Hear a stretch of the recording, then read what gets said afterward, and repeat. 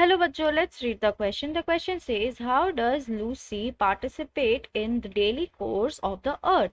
So Lucy है वो किस तरह से हिस्सा लेती है अर्थ के डेली के कोर्स में, यानी कि रोजाना के कार्यों में किस तरह वो हिस्सा लेती है.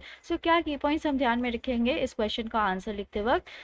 हम ये की पॉइंट ध्यान में रखेंगे. She has linked with the earth and as the stones, rocks and trees she naturally takes part in its everyday activities. वो जुड़ चुकी है धरती से, जैसे कि मान लो पत्थर हो, चट्टान हो या फिर पेड़ हो, और वो बिल्कुल नेचुरली हिस्सा लेती है सारे कार्यों में, है ना, रोजाना के कार्यों में. देन हम क्या आंसर लिखेंगे इस क्वेश्चन का. So here we have the answer. According to the poet, Lucy has become an inseparable part of the earth after her death.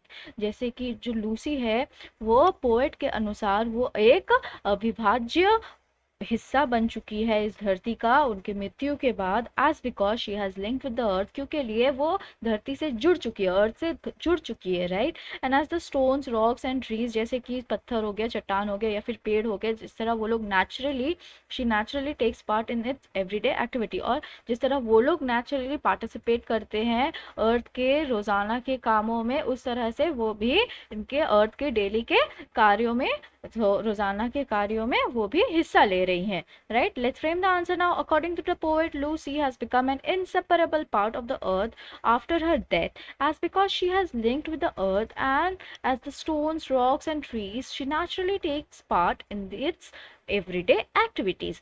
I hope you understood it well. Thank you. Best of luck.